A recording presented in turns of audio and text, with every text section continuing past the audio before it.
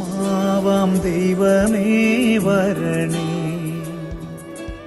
അവൻ്റെയും പുത്രൻ്റെയും പരിശുദ്ധാത്മാവിൻ്റെയും നാമത്തിൽ മാർച്ച് 5-ാം തീയതി ഇന്നത്തെ വിശുദ്ധ ബലിമധ്യേ നമ്മളുടെ വിചിന്തനത്തിന് വേണ്ടി നൽകപ്പെടുന്ന സുവിശേഷ ഭാഗം ലൂക്കായുടെ സുവിശേഷം 16-ാം അധ്യായം 19 മുതൽ 31 വരെയുള്ള വാക്യങ്ങളാണ്. ധനവാന്റെയും ലാസറിൻ്റെയും ഉപമ ഈശോ ഇവിടെ പ്രതിപാദിക്കുകയാണ്.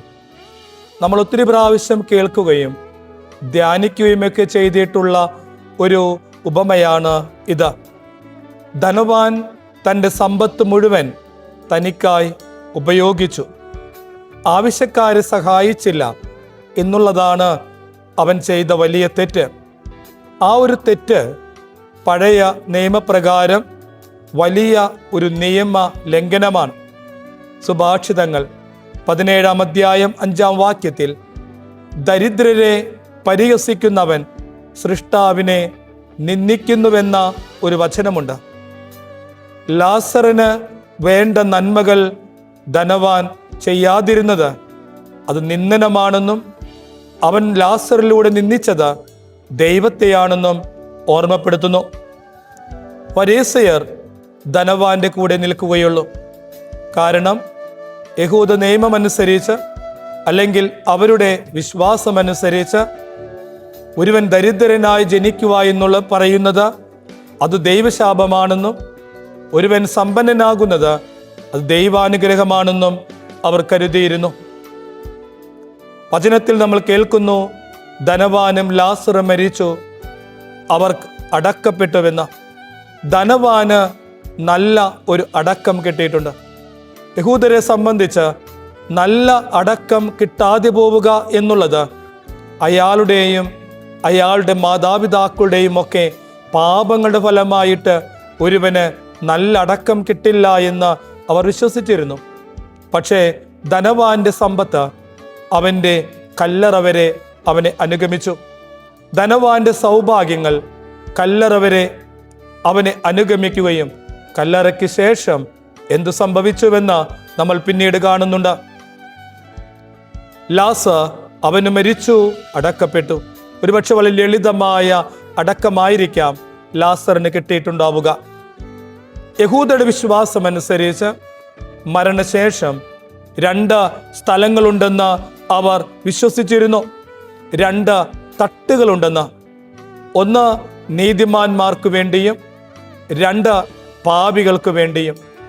നീതിമാന്മാർ എപ്പോഴും മുകളിൽ അബ്രഹാമത്തിൻ്റെ മടിയിൽ, പാപികൾ താഴെ നിത്യ നരകാഗ്നിയിലാകുമെന്ന് എന്നുള്ളതായിരുന്നു അവരുടെ വിശ്വാസം.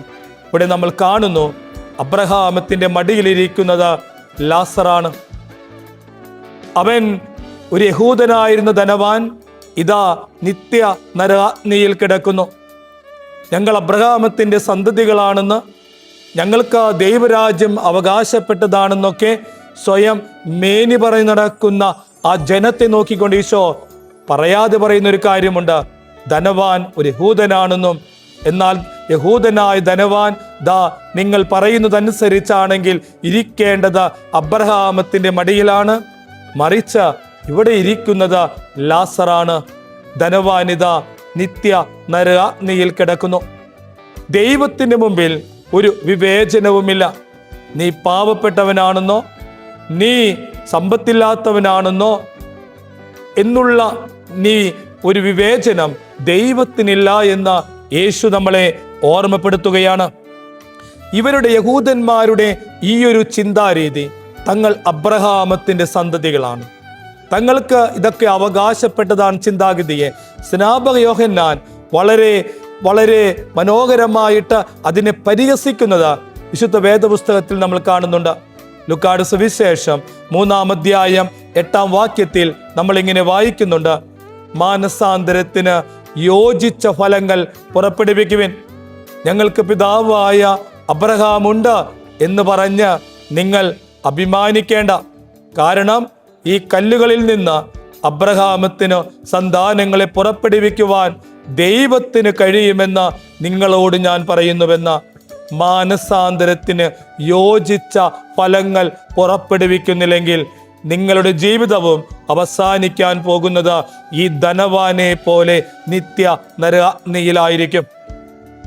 നമ്മളിവിടെ കാണുന്നുണ്ട്, ഈ ധനവാൻ അബ്രഹാമത്തിനോട് പറയാണ്, ലാസറിനെ എൻ്റെ വീട്ടിലേക്ക് അയക്കണം, എനിക്ക് 5 സഹോദരന്മാരുണ്ട്, അവർക്ക് മോശയും പ്രവാചകന്മാരുണ്ടല്ലോ. അല്ല, അങ്ങനെയല്ല. അത്ഭുതങ്ങൾ കണ്ടാൽ, മരിച്ചവൻ തിരിച്ചു ചെന്നാൽ എൻ്റെ സഹോദരന്മാർ വിശ്വസിക്കും. അത്ഭുതങ്ങളും അടയാളങ്ങളുടെ പുറകെ മാത്രം പോകുന്ന ഒരു മനുഷ്യൻ, അവർക്ക് ദൈവത്തിൻ്റെ വചനം ആവശ്യമില്ല. ദൈവവചനത്തെക്കാൾ പ്രാധാന്യം അത്ഭുതങ്ങളും അടയാളങ്ങൾക്കുമാണ് എന്ന ഒരു വിവക്ഷ ഇവിടെ നമ്മൾ കാണുന്നുണ്ട്. ഈ കാലഘട്ടത്തിലും അത്ഭുതങ്ങളും അടയാളങ്ങളും തേടി നമ്മൾ പരക്കം പായുകയല്ലേ? ദൈവത്തിൻ്റെ വചനം നമുക്ക് ആവശ്യമില്ല.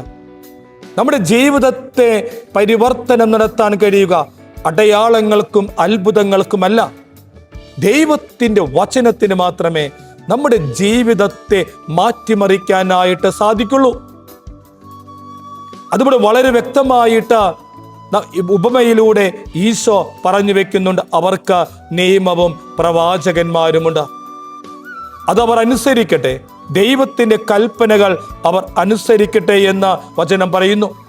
ഒന്നാമത്തെ വായനയിൽ ജെറമിയ പ്രവാചകന്റെ പുസ്തകം 17-ാം അധ്യായം 5 മുതൽ 10 വരെയുള്ള വാക്യത്തിൽ പ്രവാചകൻ വളരെ മനോഹരമായി ഇങ്ങനെ പറഞ്ഞു വെക്കുന്നുണ്ട്, കർത്താവിൽ ആശ്രയിക്കുന്നവൻ അനുഗ്രഹീതൻ, അവൻ ആറ്റുതീരത്തു നട്ട മരം പോലെയാണ് എന്ന്. ജീവിതത്തിന്റെ വരൾച്ചയുടെ കാലത്ത് അവന് ഉത്കണ്ഠയില്ല, അവൻ എന്നും ഫലം നൽകിക്കൊണ്ടിരിക്കുമെന്ന്. കർത്താവിൽ ആശ്രയിക്കുന്നവൻ, കർത്താവിൻ്റെ വചനത്തിൽ ആശ്രയിക്കുന്നവൻ, അവൻ ആറ്റുതീരത്ത് നട്ട വൃക്ഷം പോലെയാണ്. വരൾച്ചകൾ ഉണ്ടായാലും അവന് ഉത്കണ്ഠയില്ല എന്ന് പറയുന്നത് വചനത്തിൻ്റെ പുറത്ത് നമ്മുടെ ജീവിതം കെട്ടിപ്പടുത്താൻ സ്വർഗം ആഗ്രഹിക്കുകയാണ്. ഇന്ന് ദിനത്തിൻ്റെ എല്ലാ നന്മകളും ഉണ്ടാകട്ടെ. God bless you. ആമേൻ.